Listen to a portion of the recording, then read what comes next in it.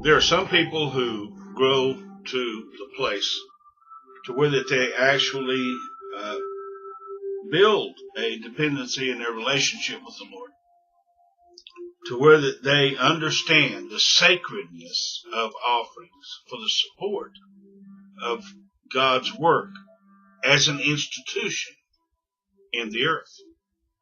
Then again, we have to recognize there are those that never grow to that. Now, when I say grow to that, don't be offended, because I'm going to read you some scripture texts here about just how small the requirements of the Lord are for you in particular, in comparison to what they were for some others in the New Testament, by the way. And first off, let me introduce this part 2 by saying I was asked a question by one particular individual. Why don't you just have church at your house? Why do you need to rent a facility to have church? And this person should have, the one that actually more than one person's asked me that. And they had the experience to where they should have already known the many optional answers that I would give. But the one that comes first to mind to that question is, I like privacy. I don't like, I'm human too, and I don't like a lot of strangers coming by uninvited to my house without schedule. And when you're running a ministry from your home, not only does it put more of the preparation on you than what can be shared with others in getting things ready, it requires you to open your house up to their guests. And sometimes it's not convenient to have to provide in-home security to watch people. There's thieves out there. And of course, this is an issue with renting facility. The things are set up usually at a better rent. So there's lots of reasons. And you get a lot of people that really get off the wall with some of their inquiries about why you don't do things this way or that way. The bottom line is, throughout all of history, including the New Testament, the scripture of the New Testament and the Old Testament supports institutions for the work of God. And you might say, well, the institutions of the New Testament, of course, seem to be sort of loose in their business structure and all of that. Yes, they were, because the church was new in the writing of the Bible.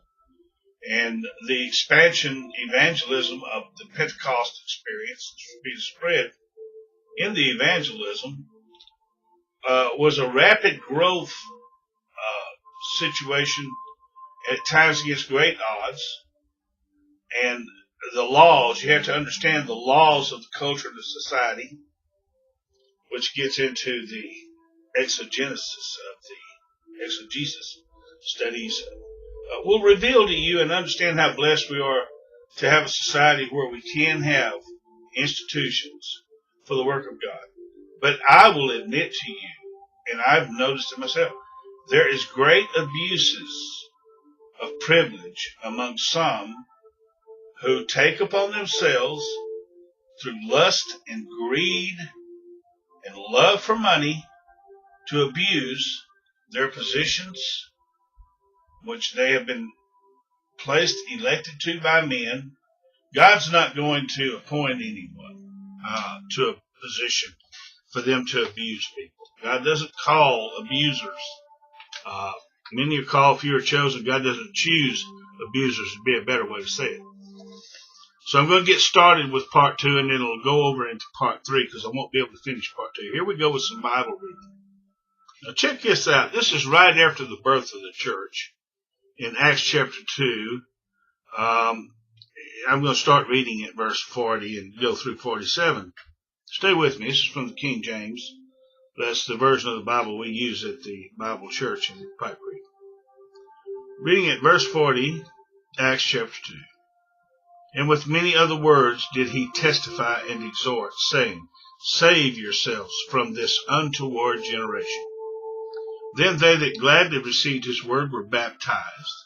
And the same day there were added unto them about 3,000 souls. They continued, reading verse 42, they continued steadfastly in the apostles' doctrine and fellowship. Whose doctrine? The apostles' doctrine. And in breaking of bread and in prayers. I'll point out right quick, of course, the apostles were trained directly by Jesus Christ. But they continued in the breaking of bread and in prayers. Verse 43. And fear came upon every soul, and many wonders and signs were done by the apostles. Now you have to do quite a bit of consideration and study about what kind of fear this is talking about. And I'm going to read verse 44. Well, that's a separate study. But I've done a study on what that fear was. I'll share that in some other study. Verse 44. And all that believed were together and did all things common. Boy, here's one that churches don't preach anymore. And I understand the exegesis and I understand the hermeneutics. Most people would say, well, this just isn't practical anymore. It's in the Holy Word. It's what the apostles did. It's what the people of God did right after the experience at Pentecost, the birth of the New Testament church, and had all things in common. Verse 44.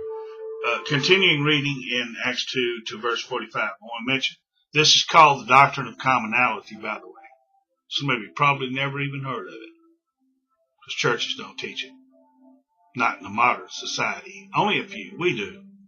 We teach the application as it fits for us, where we live, who we are in our society, according to the Bible as best we can. Anyway, Acts chapter 2, verse 45. Now look what was required of them in order to be in common. And that was the practice of the New Testament church. Look what was required of them. And sold their possessions and goods, and parted them to all men, as every man had need. How many of you have done that? I'm asking myself too. Can I honestly say I have done that? No. Therefore, I have not complied with the original version of what was required of the Christians, all in common, the doctrine of commonality. Think about that a minute now. People gripe about somebody asking them for a little offering to help out with an institution. And they'll gripe and they'll complain, well, why are they asking me for an offering? You know, that's private business. That's not something they should ask me. That's how some people feel about it. Verse 45, continue to verse 46. And they continuing daily with one accord in the temple.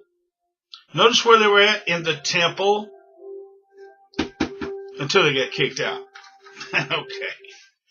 But they gathered together at a facility. Facilities, nowadays, if you don't have it available, you got to rent it or meet in the pavilion at some free venue. And I've done that, folks. I started out on the side of the road in a tent with my ministry. And I met in parks giving Bible studies in the cold weather, in the rain. It's hard enough to get people to show up where there's air conditioning and heating. Get my point? It's worthwhile for us to contribute an offering to provide a place where people will come to hear the gospel. Quite simple, and that is a worthy and an honorable thing with God. Continue reading verse 46. Follow with me in the Bible. And breaking of bread from house to house, did eat their meat with gladness and singleness of heart. And from house to house, that's hospitality. And we have done this way, and we still do. But we don't schedule, we choose not to, you can, to have all of our church services at the house. Because for one thing, we want to honor God with how we present things and how we prepare things.